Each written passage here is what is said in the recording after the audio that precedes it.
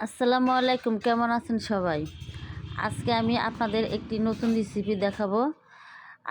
আশা করি সবাই দেখবেন। সম্পূর্ণ দেখলে রেসিপিটা আপনাদের ভালো লাগবে। আজকে আমি মুরগির রোস্ট রান্না করব, একটু ভিন্ন উপায়ে আমার মন মতো রান্না করব। এটা একটা ভিন্ন মুরগির রোস্ট রান্না।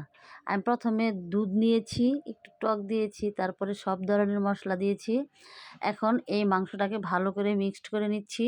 সুন্দর করে মাখিয়ে নিয়ে মিক্সড করে নিয়ে আমি মাংসটা প্রায় আধা ঘন্টার মতো রেখে দেব। আমি হালকা একটু কুচি করে দিয়েছি যাতে মাংসটার ভিতরে মশলাগুলো সঠিকভাবে ঢুকে। আমি এখানে দুধ, তেঁতুলের টক এবং হালকা চিনি, বিস্কিট এসব উপকরণ দিয়ে এটাকে সুন্দর করে মাখিয়ে দিয়ে আধা ঘন্টা রেখে দিয়েছি।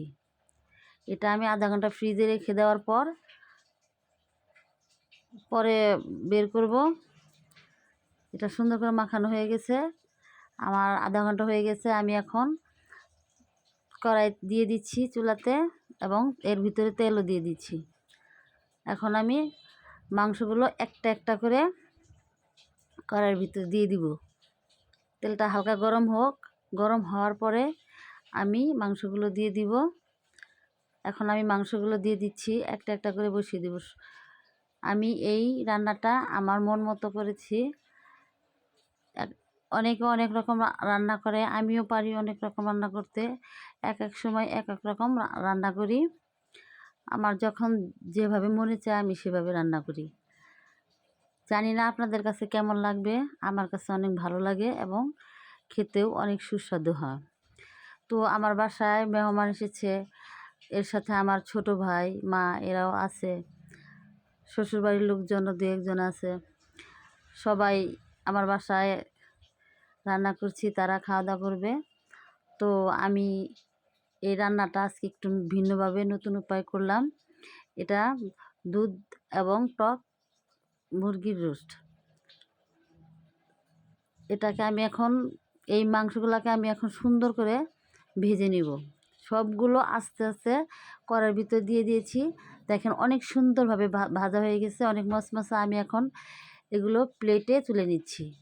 একটা একটা করে প্লেটের ভিতর সব তুলে নিয়ে এখন আবার আর একটা কড়াই দিয়ে দিব।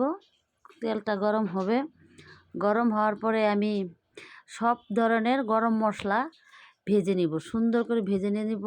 স্বাদে বাটা, লবণ, হলুদের গুঁড়া, মরিচের গুঁড়া, সজের গুঁড়া, গরম মশলার গুঁড়া সব কিছু দিয়ে দিব।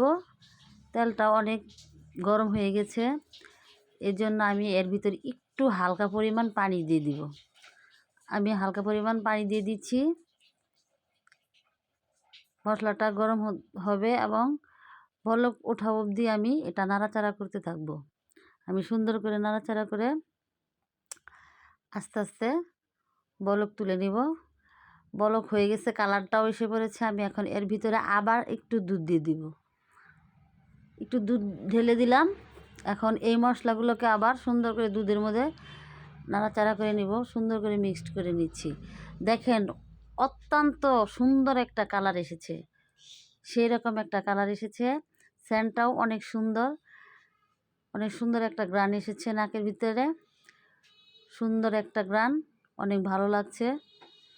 আমি এখন মাংসগুলো আস্তে আস্তে এর ভিতরে দিয়ে দিব। এক একটা করে মাংস বসিয়ে দিচ্ছি।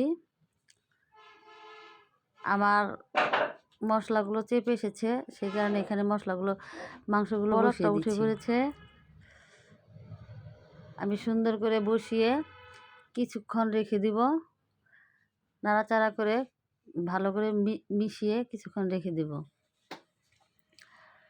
আস্তে আস্তে মাংসটা হতে থাকবে। মাংসটার অনেক সুন্দর একটা কালার এবং গ্রান এসেছে। আমি এখন সুন্দর করে এটাকে ঢেকে দিচ্ছি, রোস্টটাকে ঢেকে। বাস হয়ে গেল আমার মুরগি রান্না টক রোস্ট। অনেক সুন্দরভাবে রান্না করেছি, সুন্দর একটা গ্রান এসেছে। আমার এটা দুধ মালাইকারির মুরগির রোস্ট খেতে অনেক ভালো লাগবে, অনেক সুস্বাদু হবে। আমি এটা নতুন উপায়ে আমার নিজের মতো করে রান্না করেছি। কালারটা অনেক সুন্দর হয়েছে, গ্রানটাও অনেক। বাস আমার রান্না হয়ে গেছে।